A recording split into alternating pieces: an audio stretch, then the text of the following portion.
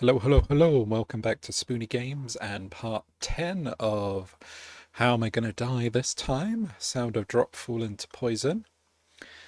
And when we left off, we had the decision to choose to save her best friend or her sister. Um, I guess each one seems bad to me. I mean, the sister's been gone for years, so unless she is the person that we've literally seen wandering around, if she's not her, then she's already dead, considering how many times we've died or come close to death. And she was younger than us. I don't know if she was smarter than us, but length of time and survivability. But then Hinamo,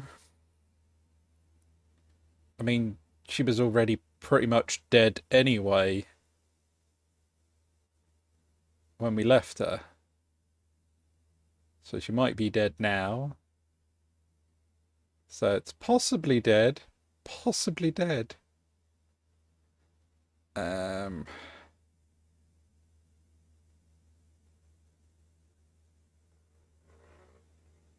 I guess friend. That's right. I will save Hinamo. I won't just say that she can be probably saved within this aquarium. I have to be determined. That girl had steeled herself because she had no doubts. She seemed strong. I'll move on. Saying this, I reach for the door of the staff room. If it is the doors that are making everything weird, what are you going to have this time? That was definitely the first time we switched seats in 7th grade. What? Alright, we're having a flashback moment.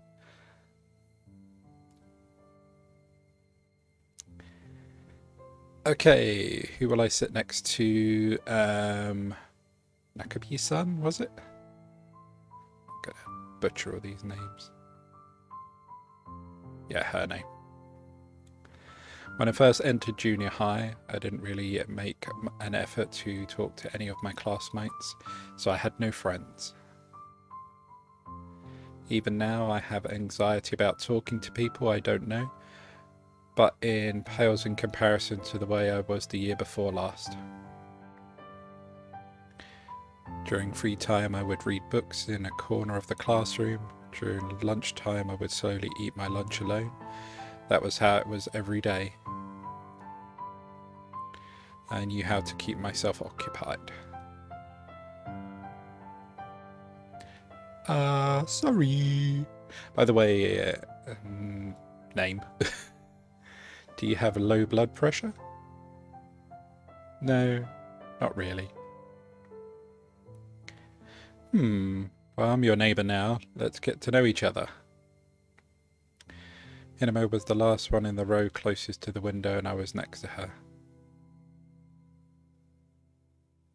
Oh, she's almost in the anime protagonist seat. If one forward, you need to be like that one from back right near the window where every single one of them seems to sit.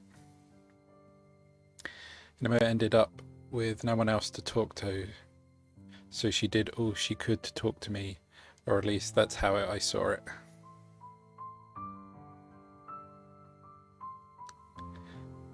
Mayu, your lunch is ground steak with cheese inside. I just loved it. Or love it. Let me have a little... my side dish. Okay, I'll give you the pork from my yakisoba bread, Mayu. No thanks. Jeez, quit being so picky, Mayu.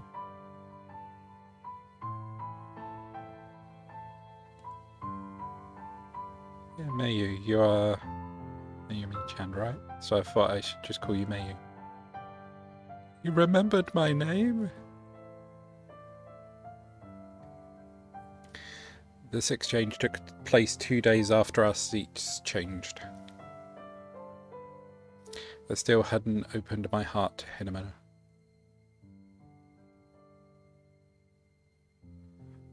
Undaunted or daunted by my current manner, Hinamo would do things like reach for my box lunch. Up to that point, I had never told her my first name, but Hinamo called me Mayu. After that day, something changed. I would initiate conversation with Hinamo, and even after that semester and the next seat change, Hinamo would bring her lunch over and eat with me at my desk. Before I realised it, Hinamo and I had become friends. First time Hinamo and I ever argued was in the summer. Should we see a documentary or horror movie? It was a trivial matter, but it was important to us. After that, we fought many times, but we made up just as many. Each time, or every time it rains, the ground hardens. Hinamo, I muttered to myself. Even with today's argument, we made up. It was something else more important than Hinamo, my one and only best friend. My best friend, yes, that's right. No matter what, I'll protect her.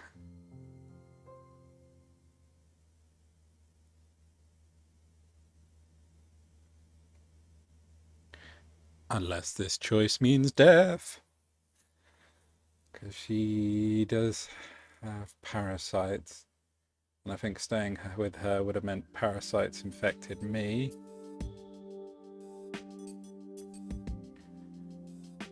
After I leave the staff room and walk for a bit, the entrance gate appears in my line of sight. This is... I exit into a different place from the staff room passage I entered with that person. This aquarium has more back passages than I thought. I think that's the dude that went crazy. Thinking it over, I almost walked the entire aquarium.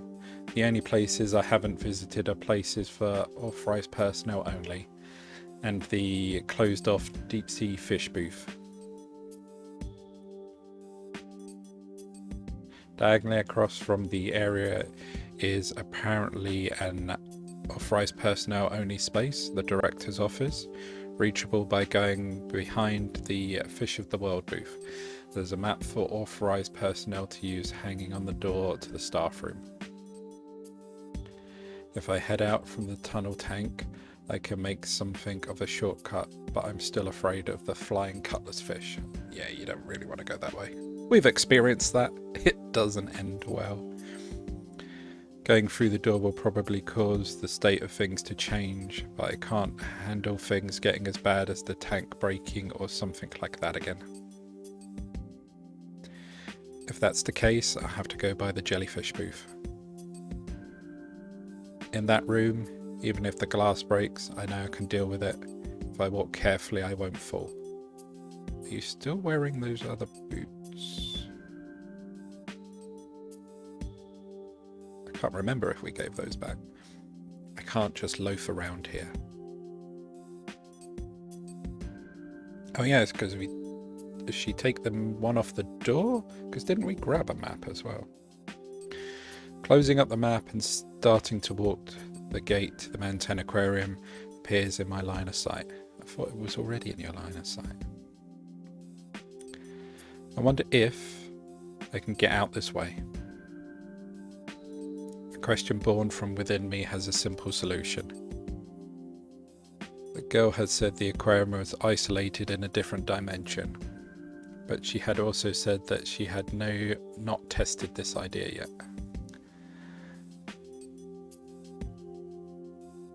I think I should try tossing something in. So I roll a bucket that had been kicked over. The bucket passes through the gate, and at the very center of the gate it disappears. It vanished. From here I can see the Manten East building elevator. There must be some value in using my own body to test it. Oh, yeah, don't do that. I'm pretty sure that's going to be death. Because, well, the bucket just disappeared. And you kind of disappeared earlier as well with the whole orca thing. So let's not try that. The test having gone well, it still isn't guaranteed that I can get back to the Mantan Aquarium where phenomenon are happening. Even if I succeed, I'll be separated from Hinamo. But I'll definitely get back home. I muttered to myself. It's strange since it's as if I'm talking to the entrance gate. But it's a declaration of my resolve.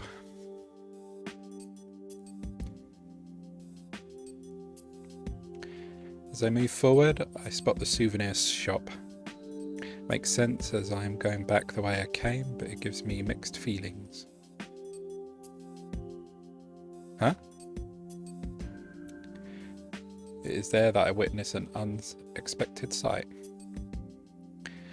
The girl from earlier is standing in front of the souvenir shop, apparently lost in thought. You. So the coordinations or coordinates where the doorway leads has to be fixed by someone. Otherwise, there would be no way you would have come across me being attacked by the orcas in the machine room. I don't really get what the girl who is reassuring herself is saying, so I changed the subject. What's wrong? Did something happen at the souvenir shop? Just now it looked like someone went inside. Someone? I don't know. It was just as they went in, but thanks to whoever it was, the coordinates are fixed on a safe place. It could be Mari.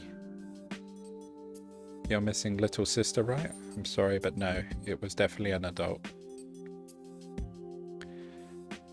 Glance over at the entrance to the souvenir shop. Even as I peer through the semi-transparent wall, there are no human shadows. Still, if the person she saw walk through the door and move to a different coordinates, it wouldn't be strange for there to be no one inside. The girl said it was an adult. Could it have been that guy? Who's that? Someone who saved me when I was caught up in the dangers of the Mantan Aquarium. He went crazy in the staff passage and I moved ahead on my own. After I explained as simple as possible what happened back then, the girl just nods her head and says, Well, he might have regained his sanity and found an exit, or he might be wandering around still crazy. Whichever it is, I think it's worth checking out. The guy seems like he knew things about the Mantan Aquarium. Well, why don't you go? I'll be waiting here. Huh? Aren't you coming with me? Got all the way to my throat before I gulped it back down. Either way, if he's not here, we might not be able to go through the door and return to this safe space. Right. I don't know this guy's face, so it's better for you to go. Come back in 5 minutes if you don't. You'll leave me? Of course, the two of us both dying or getting hurt would just be stupid.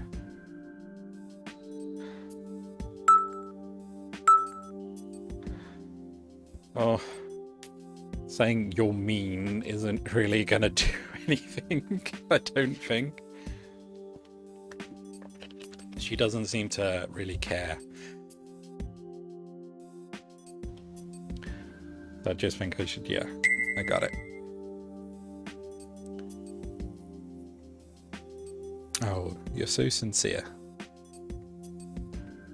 I don't think you're mistaken in what you said. Well, I'll wait for you without worry. Okay.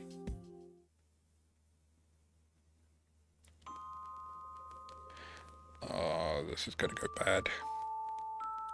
Because the music's changed to this one. Quietly, I open the door to the souvenir shop. The door closes on its own. Not that I have ever tried to leave it open. Thinking back on it, no matter what room I entered, the door always shuts on its own. The lights aren't on, but I can still see where I'm going by the light shining through the semi-transparent wall. The only thing I can't see is the girl. The scenery visible from this room seems to reflect time distortion effects in this room as well. The fact that I've become this used to these strange phenomenon is a little weird even to me. The souvenir shop hasn't changed that much from how I remember it. Numerous shelves are arranged so that the purpose of each is visible. There are some for confectionery, stationeries and stuffed animals. The keychains and cell phone straps are in place that stand out. Since I can't find any calendars or magazines, I don't know how many years ago or from now this is. Inside the glass balls on the shelves are specimens of shrimp and jellyfish. Their prices high. Maybe this is the present. As one might expect, there are no signs of a shopkeeper.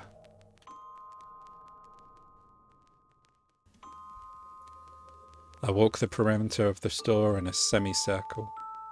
I study the room carefully, but find nothing. There are so many things that catch my interest, but I can't seem to get interested in picking them up or looking them over closely. That crystal-like necklace, the seal stuffed animal. Right now I have no interest in orca or jellyfish merchandise. Yeah, you had some bad experiences with them recently. Now I know how a dog being made to wait for a treat feels. Okay, a little bit different because you're not going to eat them, but okay. I should check over here as well. I go behind the cash register counter where I normally wouldn't be allowed to look. This is the staff's. It's what you would call a back room. There are boxes full of products, a safe, and even employee uniforms. It looks similar to the staff room where the girl and I saw the diary, only this room is more narrow. Inside the back room, I find a door. Since this is a place for bringing in merchandise, it makes sense that this would be a passageway connecting to somewhere else. I reach out to see for myself, but it's locked. No good, huh? As I turn back, thinking that this has been fruitless, I find something. A lanyard with an ID card. It's been thrown on the ground, so I pick it up and take a closer look. I strain my eyes in the darkness. It bears the name.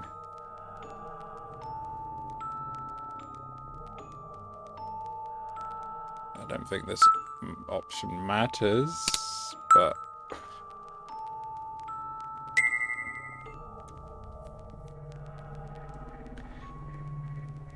it's the same employee ID that guy had before we entered the Mantan Aquarium.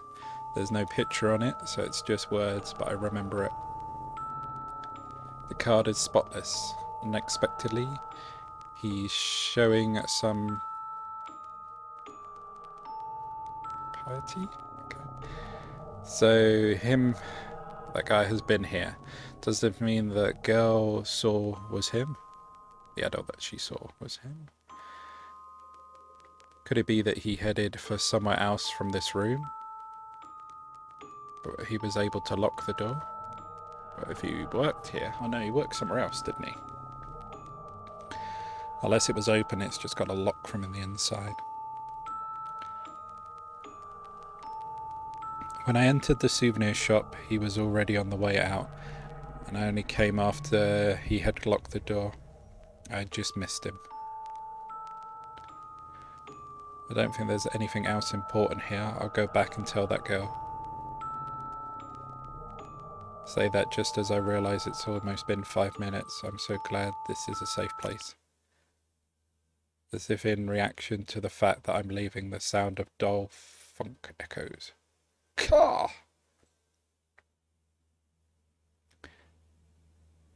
I let out a small scream. The sound is that of something falling. Even in the gloom, I can make out the outline of what fell.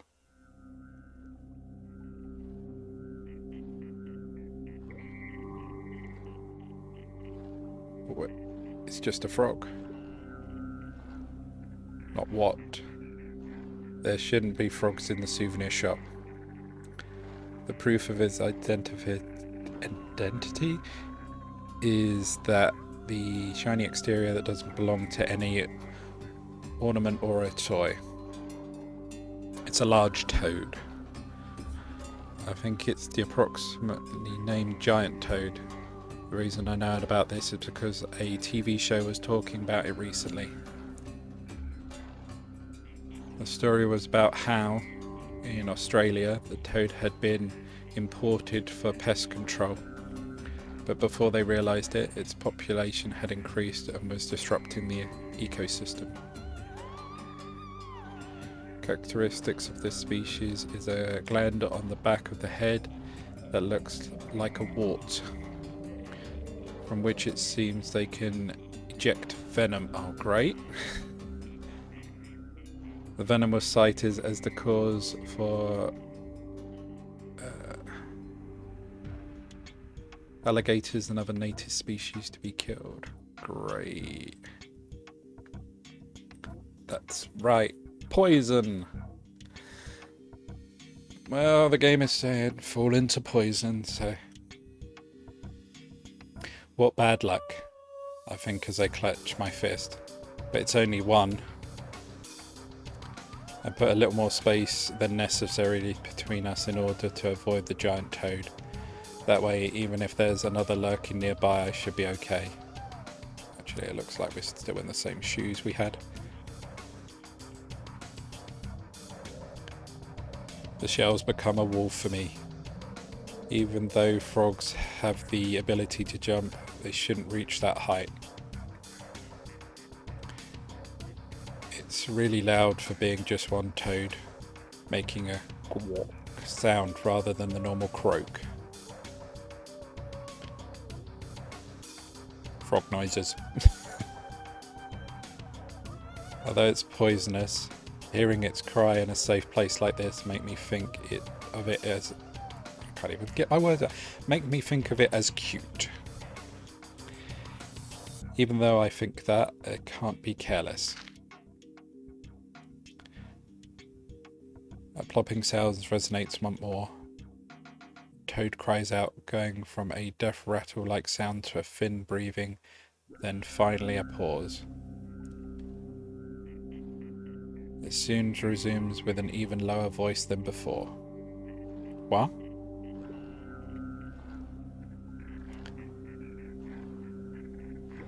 I took a look where the toad was. Ah! Another toad? It's nothing less than ghastly. The toad has been crushed by another frog that has fallen from the ceiling. Its forelegs are widespread and its internal organs are leaking from its abdomen due to the fall. But that isn't all. The second frog has a white striped pattern characteristic of a certain type, but I don't know the name of it.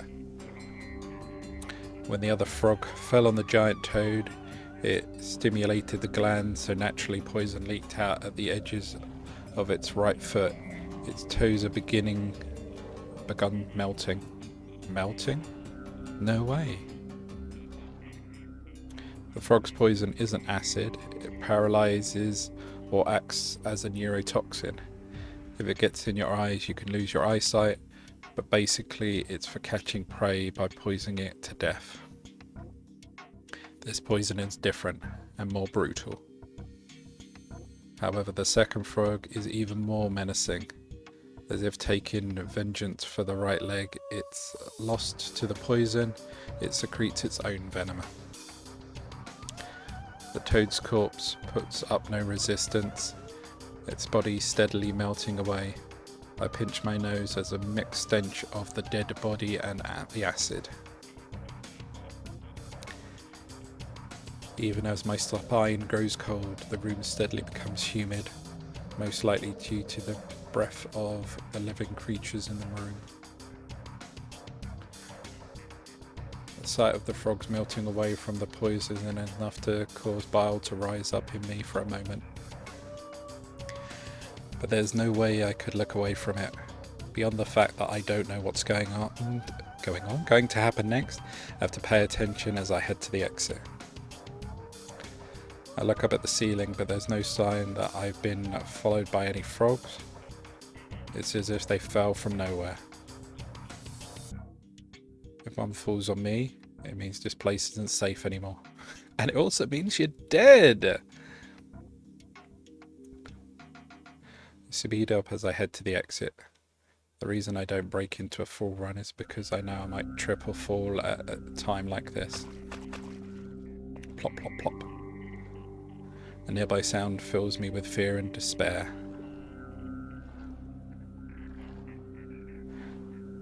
Frogs fall right in front of me. 3, 4. It's become difficult to count them all. Just as I panic and attempt to turn back, I hear noises behind me. They begin to speak in unison. The frogs are actually singing in a row, but I hate that they sound so joyful. Hearing the frogs' croaks on either side of me leaves me with nothing but fear. If I step on one of them, the poison will probably dissolve my foot. That being said, there isn't enough room to leap over them, and if I do, one of them may jump up and touch me. As if preparing to attack me while I'm off guard, their numbers increase even further.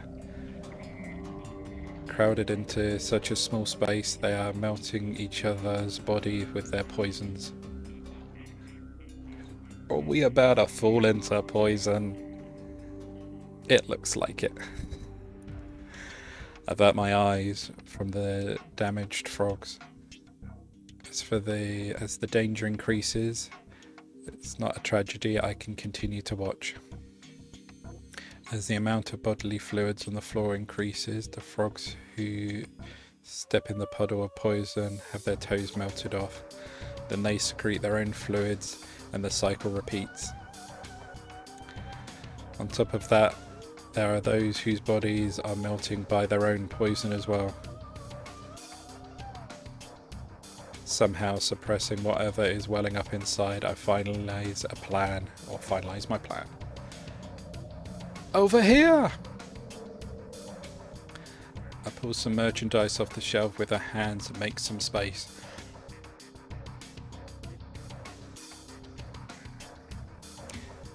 The original 2 are still left, but it's better than being surrounded. I step out onto the floor and leave the shelf to keep them from reproducing any more quickly. No!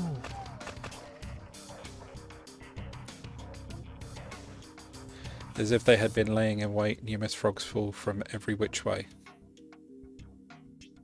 They are small creatures with shrill voices, red and yellow, green and striped, and varied. The intense amount of colour saturation is making me feel sick.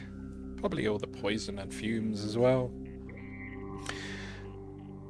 I know this variety of frog well.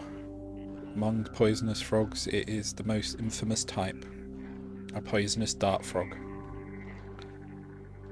Even under normal circumstances, it carries deadly poison stronger than that used in blow darts. If the strength of that poison has been taken to intense levels like the other creatures here, it could probably instantly melt even my bones. What should I do?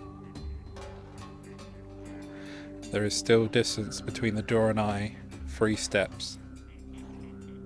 No matter what, I can't take those 3 steps.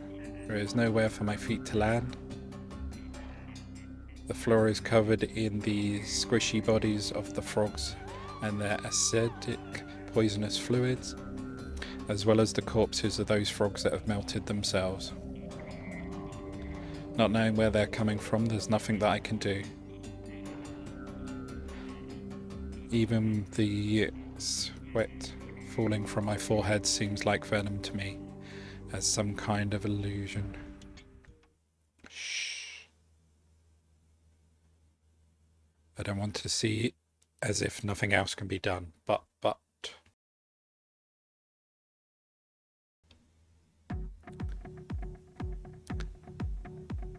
Oh, she came for us. Girl. Says you're slow. A light suddenly shines through the darkness. The soft breeze blowing in through the crack returns me to my senses. Cover your eyes.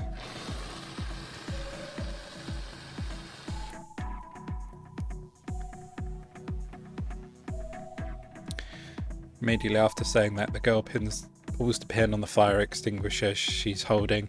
The entire inside of the souvenir shop is filled with smoke from the fire extinguisher.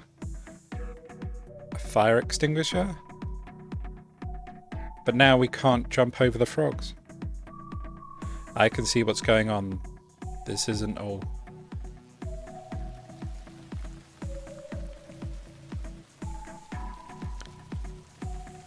Almost in sync with the girl's words, the sprinklers activate and a large amount of the water immediately sprays us, and almost greater than the strongest rain striking my body. It's also going to hopefully disrupt the poison on the floor. Gah! When I open my eyes, the girl reaches out her hand with a firm expression. While the water's running, even if you get hit with a little venom, it will wash right off. Don't be afraid, just run for it. If you fall, you'll die. Right. And that's a good point to stop this episode, because we're probably just about to die. So take care everyone, bye for now, and come back soon so watch us melt.